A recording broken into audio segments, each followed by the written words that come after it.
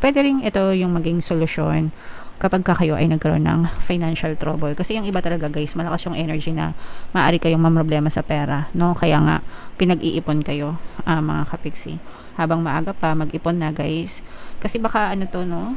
Parang some kind of emergency, mga kapiksi. Pwede naman na parang may savings naman yung iba sa inyo, pero baka maubos yung savings nyo, lalo na kung magamit sa emergency, like mga ospital. Alam nyo naman na ang healthcare sa Pinas, napakaganda.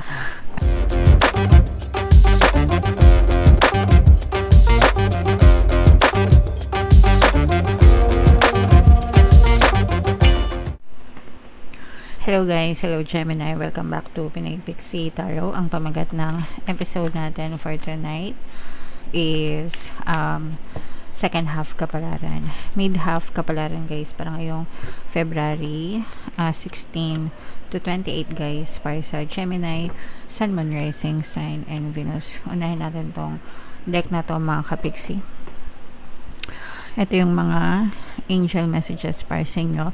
So ito guys, ibig sabihin nito, maaring may, kung meron kayong mga travel plans guys ngayong panahon na to, maaring matuloy, maging very smooth lang guys yung travel nyo. Ibig sabihin wala kayong masyadong problema sa inyong pag-travel mga kapigsi.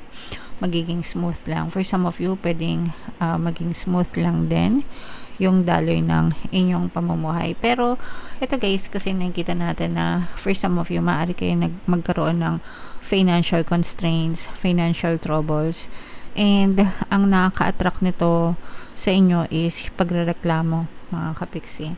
So if mahilig kayong magreklamo, palagi kayong nagrereklamo, palagi kayong nagwo-worry, punong-puno ng anxiety, ganyan, especially pagdating sa kaperahan, mas lalo nyo pang ini-invite sa buhay nyo yung mga financial problems guys, okay? So, kailangan matuto kayong mag-appreciate mga kapiksi. Ibig sabihin, kailangan matuto kayong magpasalamat sa mga blessings na meron kayo, no matter how big, no matter how small. The more na na-appreciate nyo yung blessings, the more na mas pumapasok ng maganda, dumadali ng maganda yung biyaya sa buhay nyo, guys, okay? So, yeah. Okay lang naman yan guys. I mean, dadating talaga tayo minsan sa point na medyo namamroblema tayo ng pera. Pero, malalampasan nyo rin yan, mga kapiksi. So, ito naman, sa ano naman ito guys, ito pala, sorry, baliktad pala to. Ito naman ay sa love nyo guys. Tingnan natin yung mga nakaka-impluensya sa love life nyo. Kung ano lang yung makaresonate, take that message. Iba-iba kayo ng sitwasyon. Ayan no, yung sinabi ko nga journey, mga kapiksi. So, ito guys, kung kayo ay single, mga kapiksi, maaaring makilala nyo na ang inyong soulmate or ipakilala sa inyo ni universe ang inyong soulmate. Meron dito yung young male energy guys. Pwedeng ikaw ito or energy ng person mo or energy ng soulmate mo. Mga kapiksi, pwedeng he, yung relationship nyo. Pwedeng he, she, mga kapiksi. Pwedeng mas younger sa age. Or pwedeng may pagka-immature din. Guys, okay? So, yan. And heto yung sinasabi natin, travel. For some of you, maaaring makilala mo to habang nagta-travel ka. Kasi nga, diba sabi natin sa inyo guys, maaari kayo magkaroon ng travel ngayong season na to guys, no? So, habang nagta-travel kayo guys, maaaring dyan nyo makilala ang iyong the one, ang inyong soulmate, mga kapiksi. Kung kayo naman ay in a relationship na guys, maaaring mas maging strong yung connection nyo kapag nag-travel kayo. Parang ano to guys, belated celebration ng Valentine's Day. So yung mga nagse-celebrate ng Valentine's Day dyan, ako, kilig-kilig naman kayo, mga kapiksi. Alright, so yeah, comment down below, Gemini. Yung feeling nyo nakaresonate kayo. So, shuffle natin to guys. Hanapin natin yung energy ng Gemini habang shuffle ko to. Panoorin nyo muna yung video natin regarding sa ating paano mag-manifest ng abundance video course. Kapiksi, sawa ka na ba sa mga struggles at hirap sa buhay mo? Masipag ka ba at masikap sa buhay ngunit hindi ka pa rin umaasenso? Ilang beses ka na bang nag-attempt magnegosyo at mag-invest pero palagi ka pa rin nalulugi? Sa pagkakataon na ito ay maaaring may subconscious beliefs ka na nagiging balakid sa iyong pag-unlad at pagyaman. Introducing, paano mag-manifest ng abundance video course. Dito ay matututunan mong ma-overcome ang mga balakid mo para tuluyan ka ng umunlad, umasenso, sumagana, maging matagumpay, successful at maswerte sa iyong kabuhayan, pera, trabaho, negosyo, salapi at kaperahan ng bonggang-bongga. Dali, mag-send na ng email sa pinoypixitaro@gmail.com at simulan na ang iyong pagyaman ngayon. Alright, so sa lahat ng gusto mag-fill ng course guys, meron tayong paano mag-manifest ng abundance video course, paano mawala ang third party, at magkaroon ng harmonious na relationship, paano pabalikin si ex or vice breakup. Sa mga interesado guys, mag-send lang kayo ng email sa pinoypixitaro@gmail.com. Sa mga naghahanap ng papaswerte na lucky charms or bracelet guys, may mga link sa description box. Ito yung sample guys. Oo nga pala guys, no, available na rin yung ating money shaker jar guys. Sa mga interesado, yung WhatsApp number ko nasa description tsaka sa comment. So ito guys, ito yung mga kapiksi. So unahin natin yung sinasabi natin na financial constraints kasi yung iba sa inyo, ito guys, parang sinasabi dito na mag-ipon kayo, no? Mag-ipon kayo kasi maaari kayong maka-experience nga ng financial trouble, mga kapiksi. Maaari kayong maka-experience ng financial trouble guys. Pero ito, I'm sensing na panandalian lang ito guys, no? Kasi nandito din yung energy ng financial gains, no? So, yung iba, maaaring maka-experience ng financial trouble. Yung iba naman, kabaligtaran yung pwede nyo ma-experience. Ito yun naman ay financial gains, mga kapiksi. Okay? Itong financial gains na to, mangyayari ito kapag ka, nag-take kayo ng risk sa mga opportunities kasi may mga opportunities na dadating sa inyo.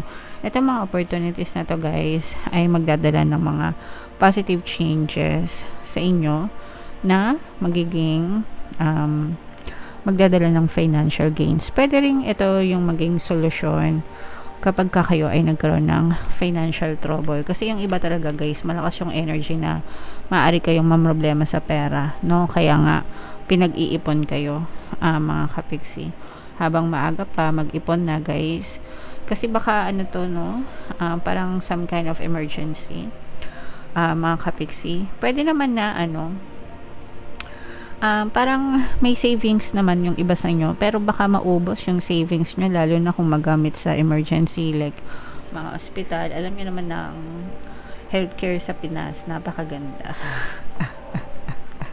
Yung hulog ka ng hulog sa PhilHealth, pero pagdating ng hospitalization, ewan, 'di ba? So, yeah, mag-ingat na lang kayo guys, no? I mean, paghandaan nyo na lang kasi merong yung iba sa inyo gagastos talaga ng bonggang-bongga, no? Maaring madrain yung savings nyo, mga kapiksi. But again, no, sabi ko nga, i-take nyo tong mga opportunities na to guys kasi ito talaga yung magdadala sa inyo ng financial gains, mga kapiksi. And ito yung sinasabi natin na pag-ibig talaga guys, no? Maaaring makilala nyo itong soulmate, mga kapiksi. And lumabas nga dito yung energy ng young male guys, no? So medyo bata, probably younger than you guys, or again, pwede ring medyo immature. Mahilig mag-party, mapusok, mga kapiksi. Mahilig mag-party, mapusok, ganyan, medyo mainit. So, alam nyo na yung ibig sabihin yan. So, yeah, for some of you, no, medyo, mainit ang inyong love life, guys. Ayan, no? Mainit ang inyong love life, guys, ngayong panahon na ito. And sabi ko nga sa inyo, guys, no, maaring kapag nag-travel kayo, maaring makilala nyo.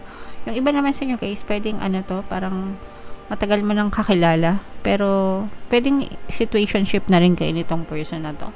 Tapos parang maglalakas ng loob ito na mag-confess sa'yo, na parang sabihin niya na parang formal na yayain ka niya na maging girlfriend niya or maging boyfriend niya, mga kapiksi. Okay? So, ito guys, medyo maburn out yung iba sa inyo. Kaya yung iba, meron talagang chance na mag-travel, no? Ayan guys, so, chance for travel. Ito kasi yung iba burnout. Asa na yung travel? Kasi yung iba sa inyo medyo burnout na, guys. Kaya yung iba gusto mag-travel. And okay lang naman yun, guys, no? Basta may budget kayo. Paminsan-minsan, yeah. And marami talaga na mga mahiling mag-travel, mga kapiksi. So, kung kayo ay burnout na, mga kapiksi, subukan nyo mag-travel para ma-relax kayo ng konti. And yung iba talaga na may mga travel plans, guys, matutuloy yung mga travel nyo, mga kapiksi. And eto, guys, nakikita naman natin na yung mga financial problems yun, di ba sabi ko kanina, may mga financial problems, pero makaka-recover din kayo agad. Kumbaga mabilis lang itong matatapos kasi makaka-recover kayo agad, makakabangon agad kayo, malalampasan nyo agad itong mga, hindi kayo magpapatalo, mga kapiksi, kumbaga malalampasan nyo agad itong mga financial problems na to, okay? So, ganyan talaga yung mga palaban, mga strong, no? Hindi yan basta-basta nagpapadalo sa mga problema, mga kapiksi. Alright?